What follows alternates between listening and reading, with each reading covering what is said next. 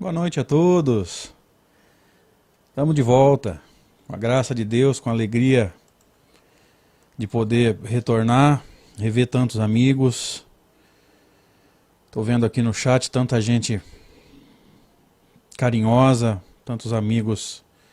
Enfim, a emoção é difícil até de descrever nesse momento. Só queria iniciar o nosso estudo, como sempre, com uma prece, para que a gente possa focar no conteúdo.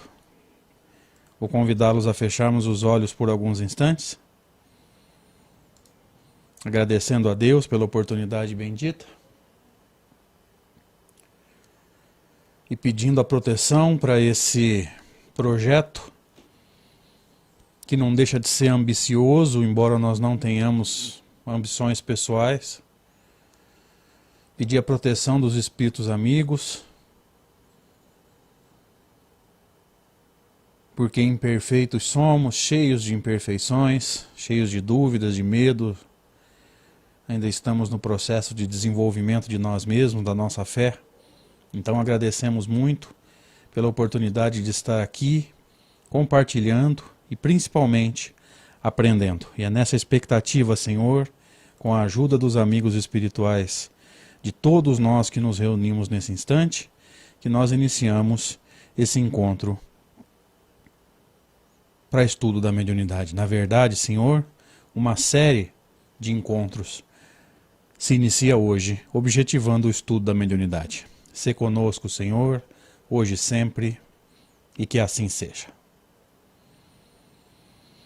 Nossa alegria nesse instante é imensa de poder estar com vocês mais uma vez. A gente aproveita a oportunidade para agradecer a Rede Amigo Espírita, né? Através do seu fundador e idealizador, que é o Zé Aparecido dos Santos. Nesse momento está lá em Uberlândia, iniciando a transmissão do evento de lá. Mas a gente agradece da mesma forma todo o amparo e todas as oportunidades de trabalho que nos têm sido por ele ofertadas. A gente fica muito feliz de retornar e gostaria de deixar muito claro aqui os objetivos desse encontro. Então nós vamos entrar aqui, começar a discutir os slides. Esse é o objetivo do nosso encontro. Fomentar, que é incentivar o estudo da obra, e incentivar a reflexão sobre a prática e a produção mediúnica atual, principalmente no movimento espírita brasileiro. Percebam aqui, a gente precisa deixar isso claro, que quando nós nos posicionamos com relação aos médiuns espíritas, tá? Porque o médium espírita tem a obra nas mãos. O médium espírita tem ou deveria ter a codificação, as obras fundamentais de Allan Kardec nas mãos. E nós deixamos muito a desejar nesse sentido, né? Acabamos não aproveitando a obra do jeito que a gente poderia. Então quando a gente se posiciona opinando a respeito de alguma coisa, a gente está sempre se posicionando com relação à prática que deveria ser espírita. Nós não temos nada a ver com o médium de Umbanda, médium de Quimbanda, médium de Candomblé, que são nossos irmãos, mas eles não têm pauta doutrinária igual a nossa, então a gente não tem nada com isso. A gente não tem nada com os médiuns que trabalham na igreja protestante, nós não temos nada com os médiuns que trabalham na Igreja Católica, principalmente na chamada renovação carismática. Nós não temos nada a ver com isso. Nós nos posicionamos com relação à prática mediúnica do movimento espírita, tá? É para isso que nós estamos aqui, para entender o que é a mediunidade segundo Allan Kardec, para que a gente possa ir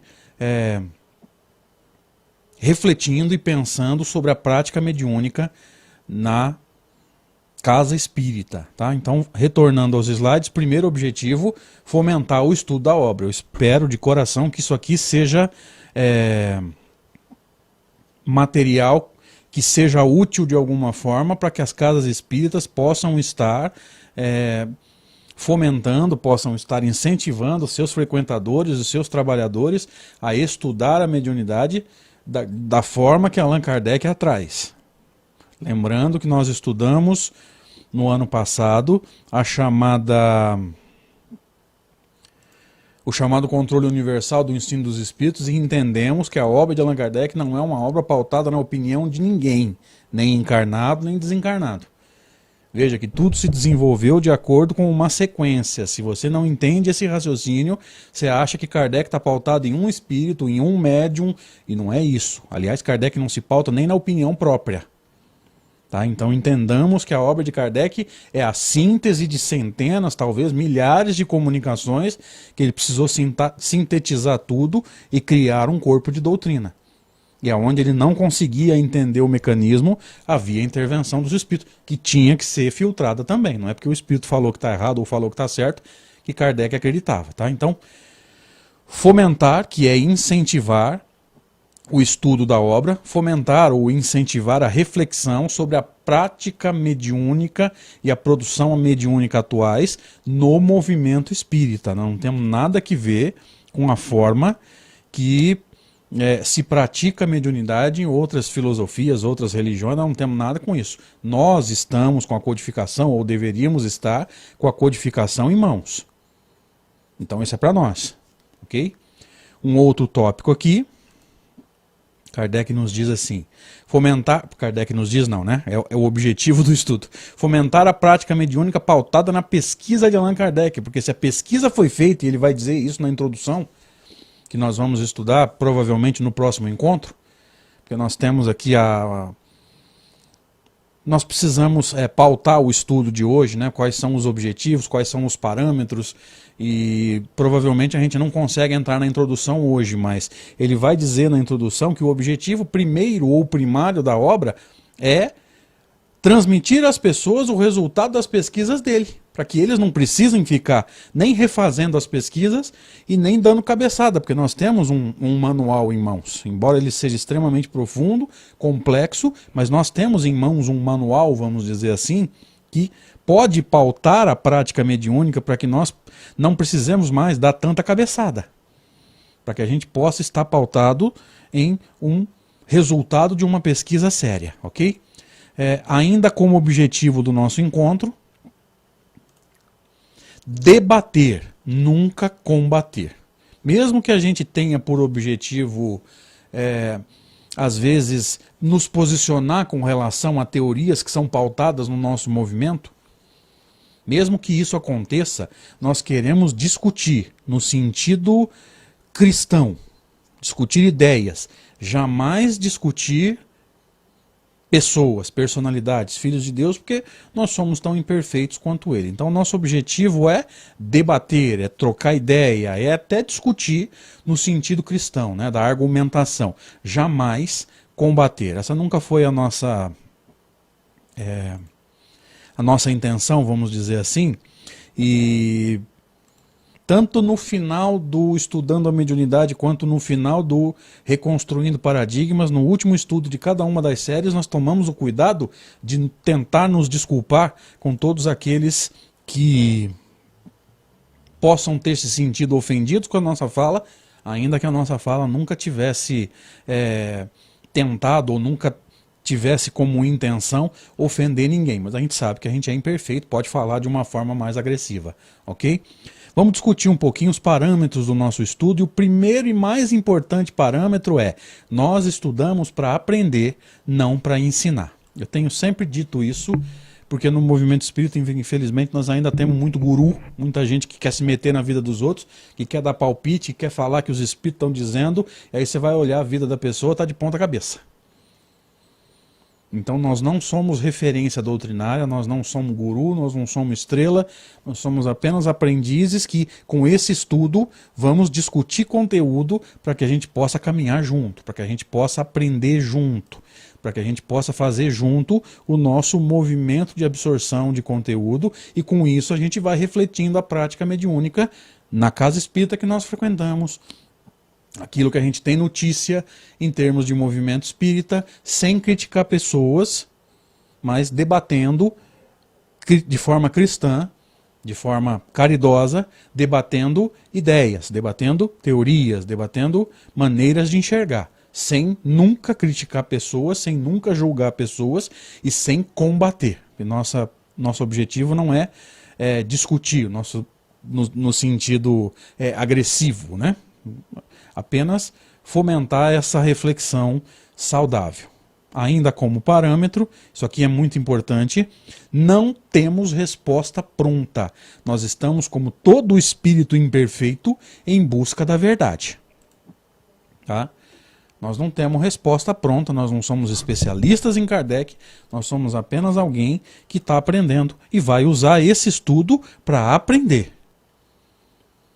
Não vai usar esse estudo para ensinar nada para ninguém, porque eu não tenho condições para isso. Então a gente entra para aprender junto com vocês, a gente vai chegando às conclusões, vai debatendo, vai comentando tópicos e provavelmente a gente vai rever muita coisa durante esse sabe Deus quantos estudos, porque eu fico pensando, se o livro do Peralva demorou 5 anos e meio e mais de 200 encontros, imagina o quanto vai demorar o livro dos médiuns. Pensa nisso. Quanto tempo vai demorar para a gente conseguir atravessar toda essa obra, extraindo dela o máximo que a gente conseguir, porque a gente não vai conseguir extrair tudo, eu já vou te avisando. Então, esse tópico é muito importante, a gente não tem resposta pronta, nós estamos na busca da verdade, tá? Nós não estudamos para ensinar, nós estudamos para aprender. Outra coisa, acontece muito no chat as dúvidas pessoais, às vezes nós estamos falando de mediunidade e a pessoa está falando de um outro problema. Ela está com depressão, ou ela quer saber o que pode estar acontecendo com o parente dela que se suicidou.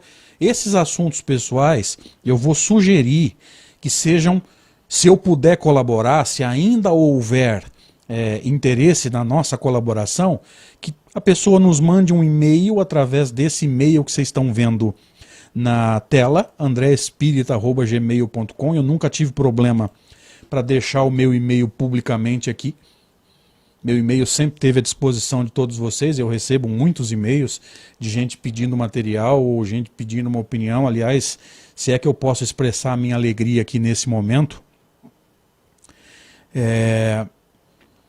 a resposta, né, o feedback das pessoas sempre foi muito mais positivo do que negativo. É isso que me encoraja, né? Eu não posso me apegar em 3 ou 4 pessoas que discordam e às vezes colocam o seu posicionamento de forma agressiva, porque discordar não é pecado, muito pelo contrário. Eu não posso me apegar nessas 3 ou 4 pessoas e ignorar as dezenas, talvez centenas de pessoas que nos dão um feedback muito positivo. Tá? Então eu nunca tive problema para deixar o meu e-mail no ar para todo mundo. andreespirita@gmail.com. E se quiser também, facebook.com/André Sobreiro, que você já não vai mais conseguir me adicionar, porque já atingiu os 5.000 amigos.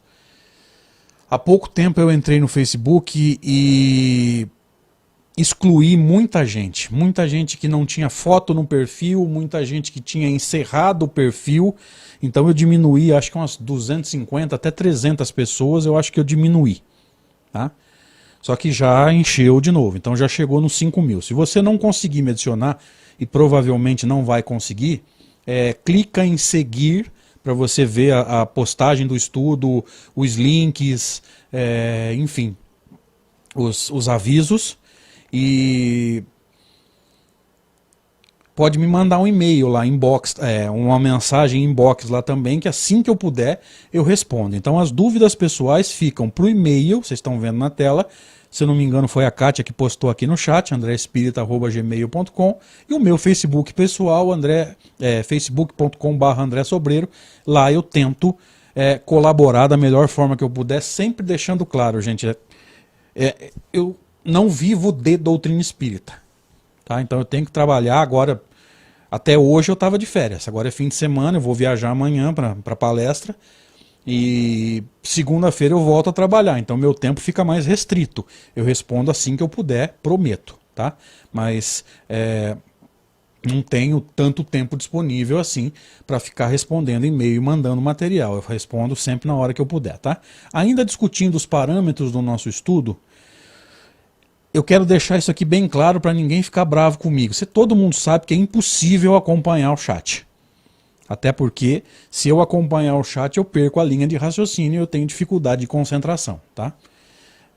Então, é muito mais provável que eu não veja a tua pergunta no chat e que você tenha que entrar em contato comigo pelo e-mail ou pelo Facebook. Se isso acontecer, e se realmente houver interesse na nossa colaboração, manda um e-mail para mim, manda uma mensagem no Facebook e a gente tenta colaborar.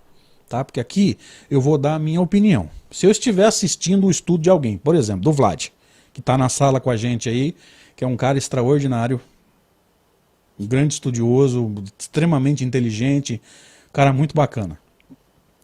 Se eu entrar no estudo do Vlad e deixar uma pergunta e ele não vê, eu tenho duas opções. Eu posso ficar bravo e não perguntar mais, ou eu posso mandar um e-mail para ele. Se eu realmente tenho a dúvida, o que eu vou fazer? Eu vou mandar um e-mail ou vou chamar ele, sei lá, no Facebook, no Instagram, porque o Vlad não tem mais Facebook. Por que isso é importante? Porque se a pessoa me manda uma pergunta e eu não respondo e ela melindra, ao invés de me mandar um e-mail, o que eu vou pensar? Eu vou pensar que essa criatura não está querendo tirar dúvida. Ela está querendo que eu leia a pergunta dela para o mundo inteiro ver. Então pensa, o que você está querendo com a tua pergunta? Você tá realmente em dúvida? Ou você está querendo que eu leia a tua pergunta para o mundo inteiro? Quem está na dúvida, se eu não ler a pergunta, me manda um e-mail. Ok? Então, é impossível acompanhar o chat, gente. Vocês me perdoem, mas é muita gente. Eu nem sei quantos tem na sala nesse instante. E não estou preocupado com o número, mas eu estou vendo que o chat está pulando o tempo todo aqui. Eu não consigo acompanhar. E se eu acompanhar o chat, eu acabo perdendo a linha de raciocínio. Então veja, eu não consigo, não vou dar conta. É muito mais provável que eu não veja. Aliás, já aconteceu lá no tempo do Peralva, de eu sintonizar com o chat, e na minha fala eu fiquei extremamente agressivo, porque o chat estava polêmico, os caras estavam brigando e eu sintonizei com a treta dos caras. E acabei sendo agressivo na minha fala. Eu não quero fazer isso. Tá? Então, se passar, nos perdoem, por favor, e entre em contato. Tá? Já deixei o e-mail e o Facebook para isso mesmo. Ok? E para encerrar esses parâmetros, isso aqui também eu acho importante a gente comentar. Toda vez que eu viajar no fim de semana, principalmente na sexta, por exemplo, amanhã eu vou viajar, mas o estudo está sendo feito hoje, nós não vamos ter problema, ok? Toda vez que eu viajar na sexta e a viagem for atrapalhar o estudo, eu vou deixar o estudo gravado e postado. Então na sexta-feira ele vai ser transmitido no horário normal. Ele não vai ser ao vivo, porque ele foi gravado, mas vocês vão assistir como se fosse ao vivo e vão debater entre vocês aí no chat. Eu não vou estar ao vivo. Eu já combinei isso com o Zé Aparecido para que não haja perda, né? Porque a gente tem recebido muitos convites aí para viagem de fim de semana, para alguns eventos. Amanhã, por exemplo, eu estou em Votuporanga, tem um seminário amanhã à tarde, palestra no domingo de manhã. Mas essa viagem não vai atrapalhar. Nós estamos fazendo o estudo normalmente aqui, mas pode acontecer de eu viajar na sexta. Pode acontecer da viagem atrapalhar aqui. Então, para que não haja perda, para que não atrapalhe o estudo, eu vou deixar o estudo gravado, subo para o YouTube, coloco como estreia. E na sexta-feira, às 22 horas, o estudo vai ser transmitido normalmente, ok? Nessa fala, gente, quando eu falei, né, a pessoa está preocupada em aparecer ou está preocupada em perguntar, mais uma vez, caso eu tenha sido agressivo, me perdoem, por favor, mas a gente precisa falar o que está sentindo, né? Eu acho que a pessoa que melindra com isso, ela não está muito preocupada em fazer pergunta, ela está querendo que a pergunta dela seja lida. Então, se eu peguei pesado, me desculpem, por favor, mas a gente precisa comentar, né? A gente precisa entender esse tipo de coisa, ok? Outra coisa, isso aqui é importante também, vamos começar o estudo, mas ainda sem entrar no livro. Qual é a fundamentação de O Livro dos Médiuns? Qual é a lógica da obra? É importantíssimo o entendimento disso, e se você quiser entender a lógica de uma obra, eu sugiro que você dê uma boa olhada, eu não digo nem uma olhada, eu vou dizer dá uma estudada muito profunda, máximo que você conseguir, no índice da obra. Índice, lembra? Introdução, página tal. Prefácio, página tal. Capítulo 1, página tal. Às vezes o livro é dividido em duas partes, né? O próprio livro dos médiuns é. Primeira parte, começa na página tal. Capítulo 1, capítulo 2, aí vai dando as páginas. Segunda parte, título dela, página tal. Capítulo 1, capítulo 2, enfim. O índice. Estude muito profundamente o índice da obra, porque é ali que você vai encontrar a lógica desse livro. A maioria de nós nem lê o índice, o que é um erro, porque é ali que você vai entender se a obra é bem construída ou se os capítulos estão fora de ordem. Ou seja, na hora de escolher a construção, o autor escolheu um caminho que você não está acompanhando, né? Não quer dizer que esteja errado. Então é ali que a gente vai perceber a lógica da obra, né? O livro dos médiuns, como você e eu sabemos, foi dividido em duas partes. A primeira parte, ele chamou de noções preliminares, presta atenção nisso, a fundamentação da ciência espírita está nessa primeira parte. O resultado das principais pesquisas de Allan Kardec está fundamentada nessa primeira parte. Todo o restante nada mais é do que desenvolvimento das ideias que estão nessa primeira parte. As primeiras conclusões das pesquisas de Allan Kardec estão nessa primeira parte. Ela é mais importante do que parece. O que ela vai fazer para nós? Ela vai fundamentar todo o restante da obra. Ok? Vamos ver isso mais detalhadamente.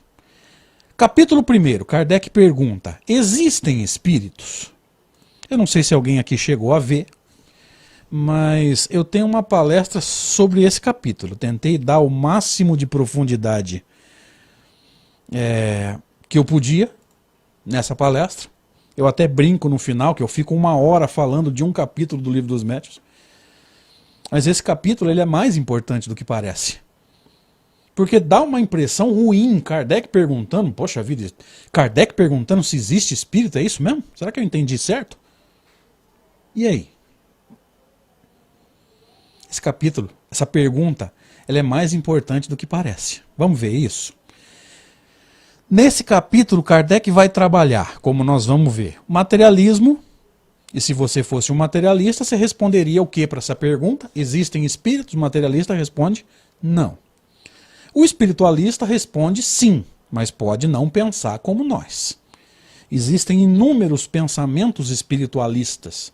O espiritualismo tem como princípio, tem como ponto de partida, e nós vamos ver isso quando nós adentrarmos no primeiro capítulo. O espiritualismo tem como princípio, como ponto de partida, a crença na existência em nós, encarnados, vivos, entre aspas, de alguma coisa além de matéria. Então, toda crença que acredita que em você e em mim existe alguma coisa que não é matéria, essa crença é espiritualista. Quantas crenças nós temos? Quantas crenças espiritualistas nós temos só no Brasil? Vamos lá. Nós temos o espiritismo, temos o catolicismo, temos o protestantismo, porque eles acreditam que alguma coisa vai sobreviver à morte do corpo, que vai para o céu, ou vai para o inferno, ou vai esperar o juízo final. Se alguma coisa sobrou ou restou para esperar o juízo final, se alguma coisa restou para ir para o sofrimento eterno, que seria o inferno, ou para felicidade eterna, que é o céu, é porque sobrou alguma coisa. Então o espiritualismo parte da existência em nós de algo além de matéria. A sobrevivência desse algo além quando da morte do corpo. É um dos princípios fundamentais da doutrina espírita. O espírito sobrevive à morte do corpo. Quem morre é só o corpo, o espírito se desprende do corpo e segue a sua jornada. A conservação da individualidade, que é outro ponto importantíssimo, porque se um espírito se manifesta através de um médium, seja numa psicofonia, numa reunião mediúnica, seja numa psicografia, numa reunião pública, que nós costumamos chamar de cartas consoladoras, correio fraterno, enfim. E se ele traz informações pessoais que o identificam, e aqui a gente deveria, né? Não vai dar tempo que a gente vai entrar isso mais para frente, mas a gente vai ter que dar um pouquinho de profundidade, né? Informações pessoais que o médium desconhece, tá? A riqueza da psicografia está exatamente nisso. Na quantidade de informações que o espírito consegue passar através do médium e que o médium desconhece. Tá? Se o médium conhecesse, não desvaloriza a carta, né? Não é simplesmente, ó, o médium sabia, deleta. Não. Ele pode ter tocado num assunto que o médium sabia, mas não dá para negar também que existe o charlatanismo. Isso a gente não pode negar. Embora nós tenhamos que entender esse ponto importantíssimo, Kardec nos ensina no Livro dos Espíritos que não é porque existe charlatanismo que o fenômeno mediúnico não existe. Tá? Então não é porque existem os mal intencionados, que Kardec vai chamar de charlatão. Tem diferença entre o mistificador e o charlatão. Tá? Charlatão é mal intencionado, é desonesto. Mistificador pode ser apenas alguém que acha que é médium e não é. Ele está escrevendo do inconsciente dele, da profundeza do pensamento dele, e achar que realmente está mediunizado. Então tem diferença entre o mistificador e o charlatanismo para Kardec. Ok? Mas se um espírito consegue transmitir através de um médium as suas informações pessoais, se ele conservou essas memórias do que ele passou durante a encarnação para poder, através da mão de um médium, transmitir essas informações para que a família se sinta tocada e tenha certeza de que aquela individualidade que escreve através de um médium é realmente aquele espírito que a família esperava uma comunicação, é porque ele conserva a sua individualidade. Tá? Isso é mais importante do que parece, porque Kardec vai discutir, e não foi à toa, Kardec não discutiu o panteísmo à toa.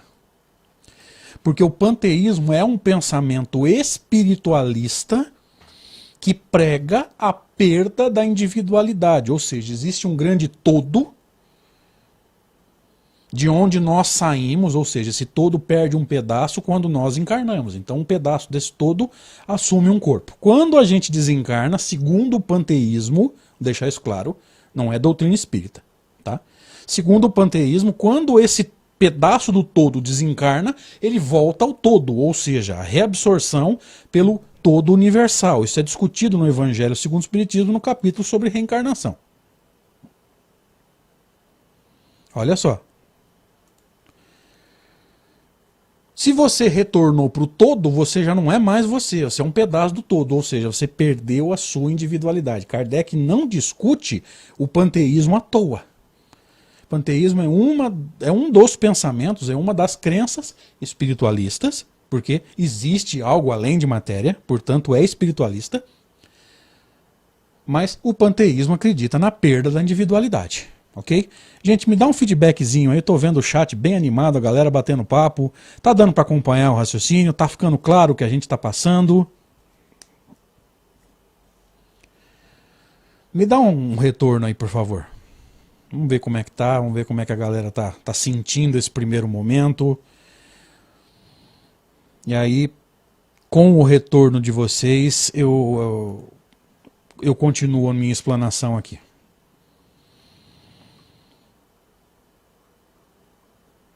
Dá um retornozinho para mim, por favor. Dá para acompanhar? Tá bem claro o que eu estou passando?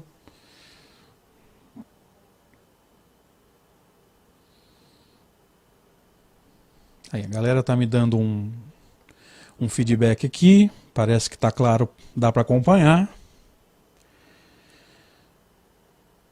Ok, então vamos em frente, vamos encerrar esse tópico.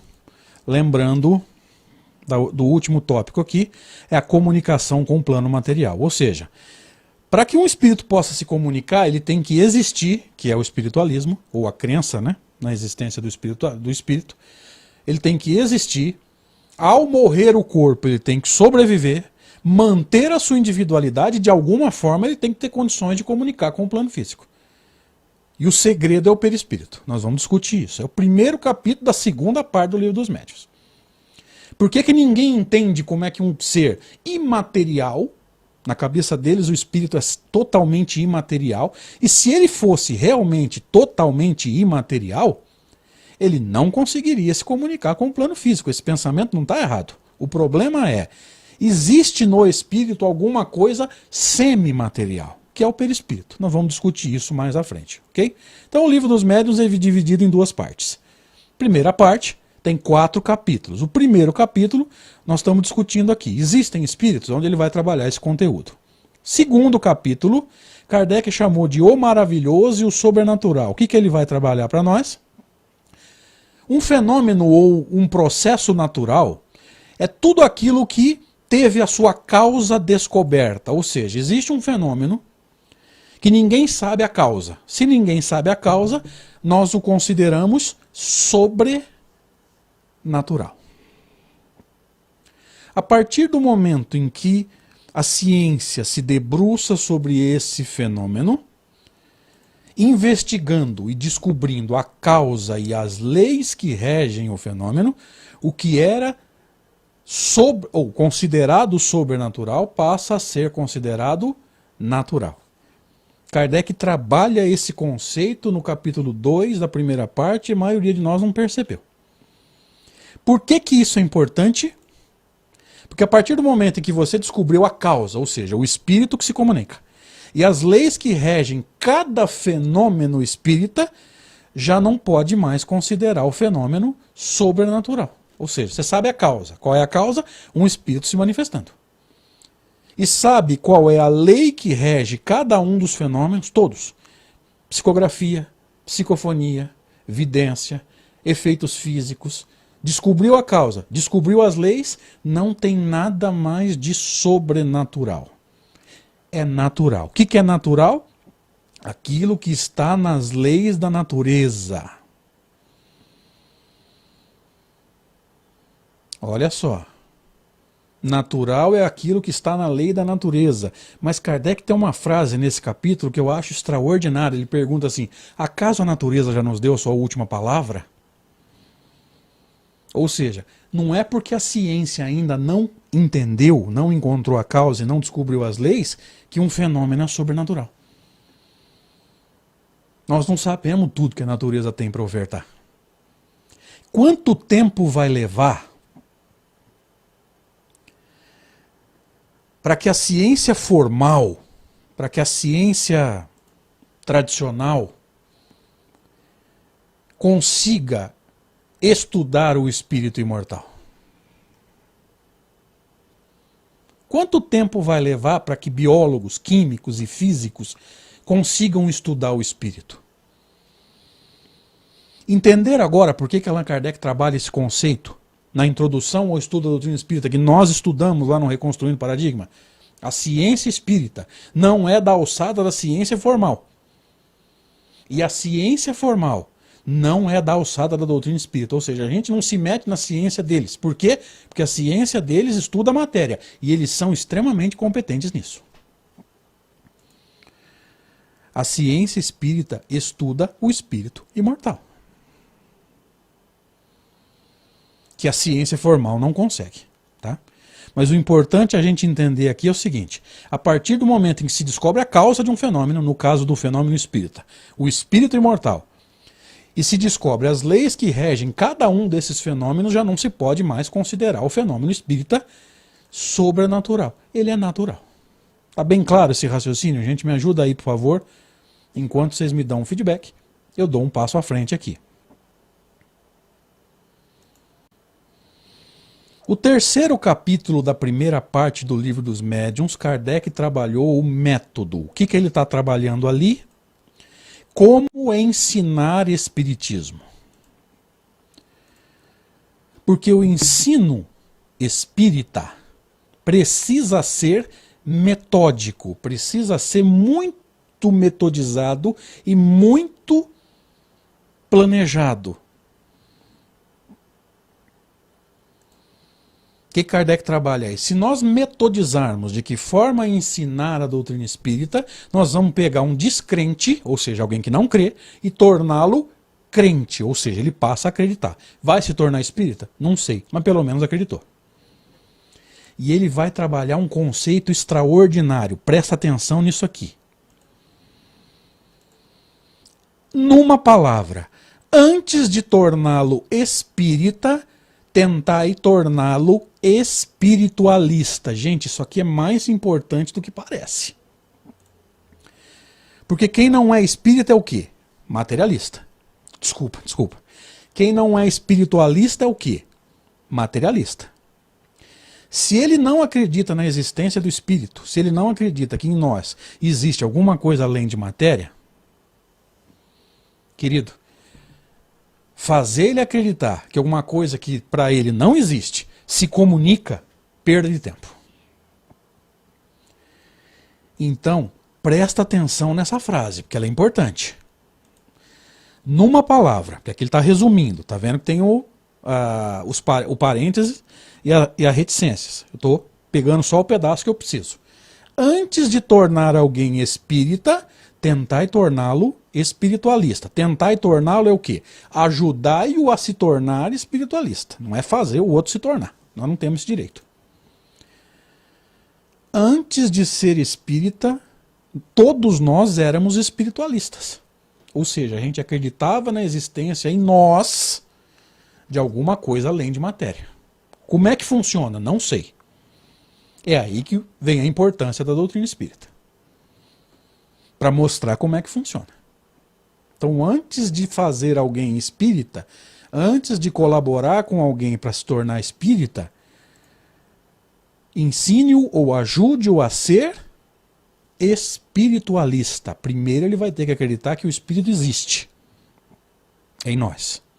Aí nós vamos estudar que ele sobrevive à morte do corpo, mantém a individualidade, conserva a individualidade, e de que forma acontece a comunicação no plano, com o plano físico via perispírito. Não é o perispírito que se comunica. Isso é um erro.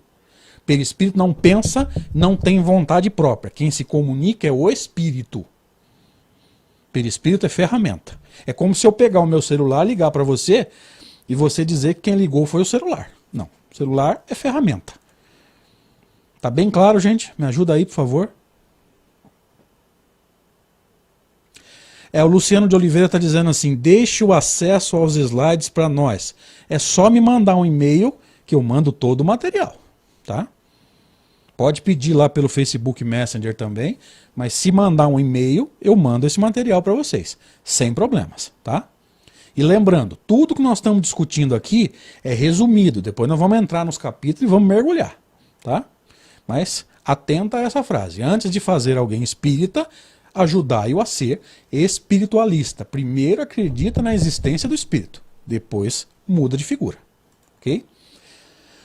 E no item 4, ou capítulo 4 da primeira parte, Kardec trabalhou os sistemas. O que é isso? São teorias usadas para refutar ou para explicar a ideia espírita, que é a comunicação com os mortos. Tá? Tem sistema de refutação, ou seja, sistema que desmente, os primeiros sistemas, como nós vamos ver agora aqui no slide. Ó. Os primeiros sistemas são de refutação, são sistemas materialistas, ou seja, não tem fenômeno nenhum, vocês estão vendo bobagem. Outros sistemas dizem assim, vocês viram. Mas o fenômeno não é movido por espírito, então vai buscar causas materiais. Então os primeiros sistemas negam. Os segundos admitem o fenômeno, mas não admitem a causa espírita. Ainda são materialistas. Tá? Nós vamos ver tudo isso com o máximo de profundidade que a gente conseguir. Estou trazendo um resumão aqui para a gente poder entender a lógica dessa primeira parte, a lógica da obra. Ok? Tá claro, gente? Me ajuda aí, por favor. Outra coisa. Sistemas que acreditam no fenômeno, como nós já dissemos, mas não na intervenção dos espíritos. Então ele vai dizer que o fenômeno, aqueles que acreditam nesses sistemas, eles vão dizer que o fenômeno, ele existe, mas não é espírito. Então, por exemplo, acreditava-se na época de Kardec na possibilidade das mesas girarem, mas não se acreditava na intervenção dos espíritos, até porque eles acreditavam que os espíritos, aqueles que acreditavam na existência de espíritos, acreditavam que os seres incorpóreos ou invisíveis eram totalmente imateriais, e esse raciocínio estaria correto. Se ele fosse realmente totalmente imaterial, ele não teria como agir sobre matéria. Eles ignoram o perispírito. Então veja, uma parte do raciocínio está certo. Se ele fosse imaterial, ele não teria como agir sobre matéria. Então, por exemplo, muita gente acreditava que o movimento dos corpos, muita gente acreditava que o movimento das mesas, quando eu falo corpo, é corpo sólido, tá, gente? Não é corpo biológico. Mesas, copos, enfim, movimento dos objetos era causado por magnetismo. Veja, magnetismo é causa física, magnetismo é matéria. Tá? Então é sistema materialista. Então admite o fenômeno, mas não admite causa espiritual. Ok?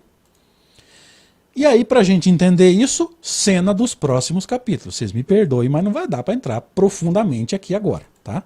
Então, nos próximos capítulos da nossa novela chamada O Livro dos Médiuns, a gente vai discutir tudo isso. Eu estou vendo alguns amigos aqui colocando o e-mail aqui. Gente, não tem como eu anotar o e-mail de vocês agora. Então, por favor, manda um e-mail para mim, explica o que você quer. Ó, assisti o primeiro encontro de estudo do Livro dos Médiuns, você prometeu os slides. Por favor, manda para mim os slides. Por quê? Porque às vezes a pessoa manda um e-mail para mim, André, manda os slides de palestra. Ô meu filho, qual palestra? Tem tanta palestra minha na internet e a gente promete o material em todas. Como é que eu vou saber qual que você quer? Então, por favor, explica direitinho. Ó, assisti o primeiro encontro do Livro dos Médiuns, gostaria de receber os slides. Você vai receber. Agora não adianta botar o teu e-mail aqui, porque eu não tenho como anotar. Então, por gentileza, manda um e-mail para mim, tá? Não tem como, vocês nos perdoem aí, por favor, ok? Então, vamos dar uma olhada na lógica do livro. Como é que Kardec estruturou a segunda parte? Entenda bem isso, a primeira parte nós estudamos. Como é que Kardec estruturou a segunda parte?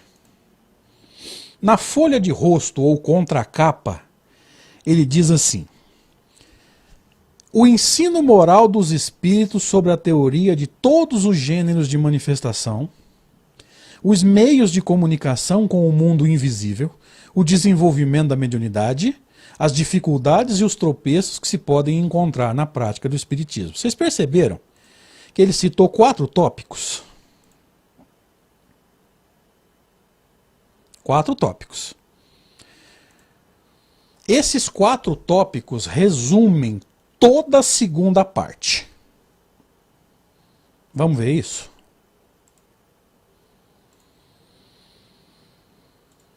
Primeiro tópico, teoria de todos os gêneros de manifestações.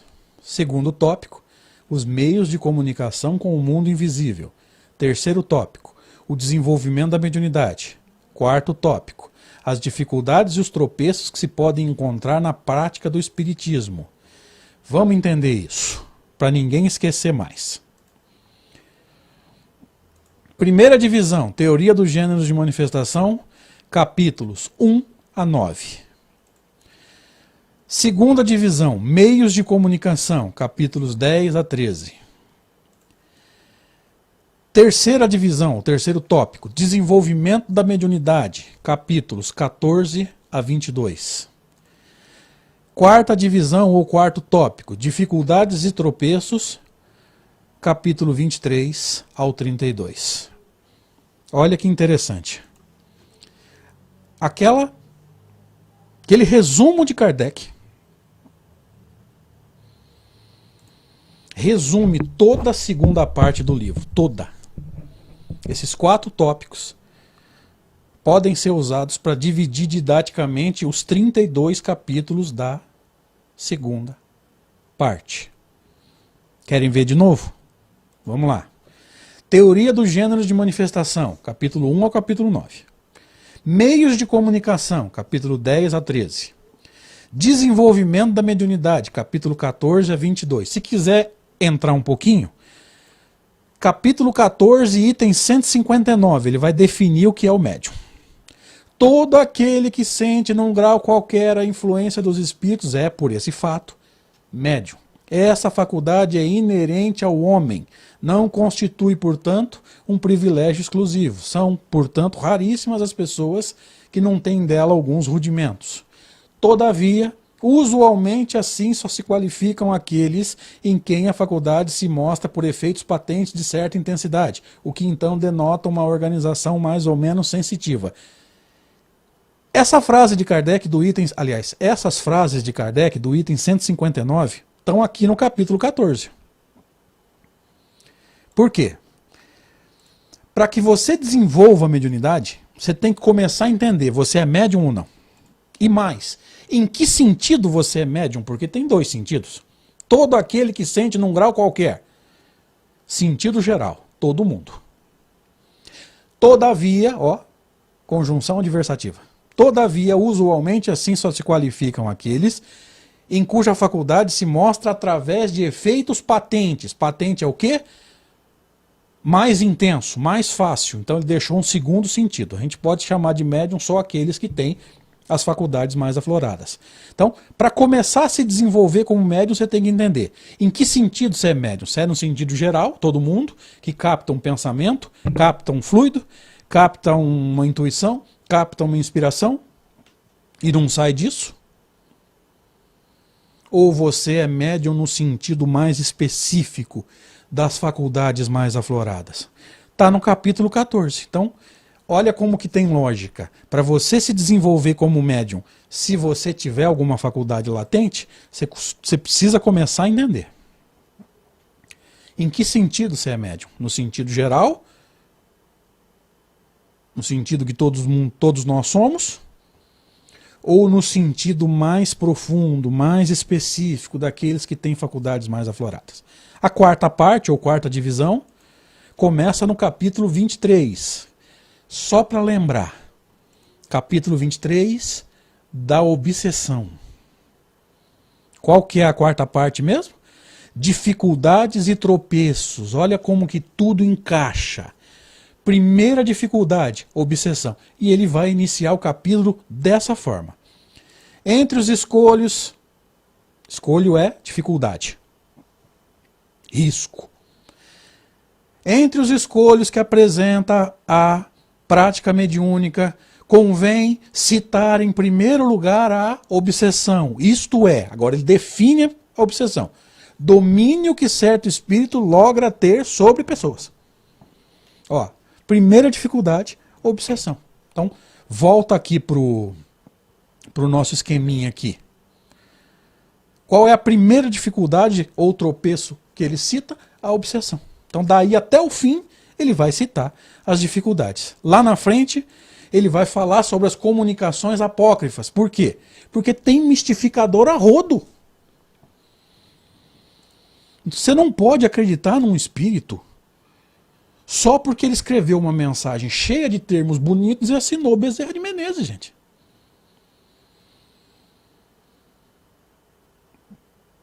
Olha só, não dá.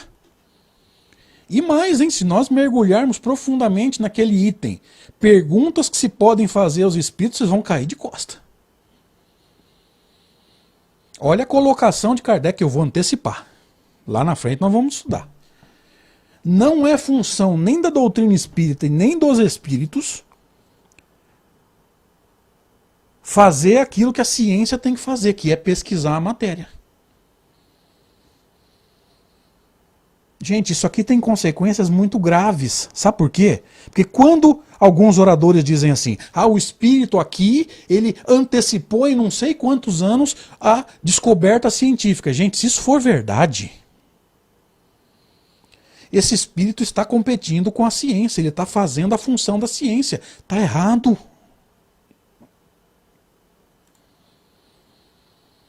Isso não é coisa de espírito sério, vai com calma.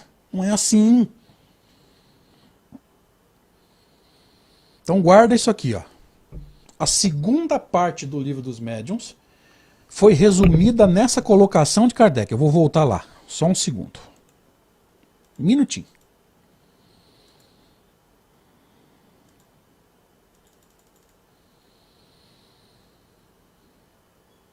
Tá aqui. Voltando aqui, nessa colocação.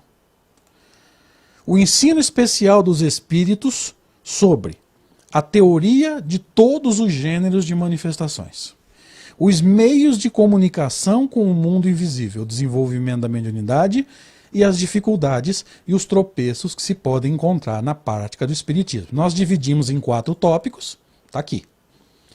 Primeiro tópico, teoria de todos os gêneros. Segundo tópico, meios de comunicação com o mundo invisível. Terceiro, desenvolvimento da mediunidade. Quarto, dificuldades e tropeços que podem encontrar na prática do espiritismo. Agora joga tudo isso aqui.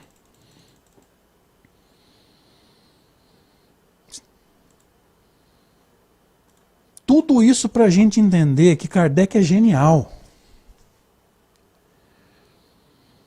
Esse homem é extraordinário, gente. É a gente que não entende o que esse cara está falando, o que esse cara está escrevendo, e acha que é necessário renovar, que é necessário atualizar. Que bobagem, nós não entendemos nem a essência dele. Nós temos muito que aprender sobre esse homem ainda. Ok? Gente, eu encerro aqui o nosso primeiro encontro. Achei extraordinário, gostei muito, o chat estava muito animado. Não dá para acompanhar, né? Não dá para ler tudo, mas eu achei extraordinário. Do fundo do coração, obrigado. Aqueles que quiserem, por gentileza, manda para mim um e-mail, né, para que eu possa mandar para vocês esse material, né, esses slides que vocês pediram. Vou mandar com todo prazer. Como eu falei, amanhã antes do almoço eu saio para viajar, almoço lá em Votuporanga, faço um seminário. Talvez eu não consiga mandar nesse fim de semana, mas com certeza todo mundo vai receber os slides, tá? Então, obrigado de coração. Rede Amigo Espírita, obrigado mais uma vez. É boa transmissão aí em Uberlândia. Obrigado, meus amigos, pela bondade de vocês. Obrigado por tudo. Deus abençoe. E vamos junto. Vamos com Kardec, que o movimento espírita reencontra o caminho. Abraço.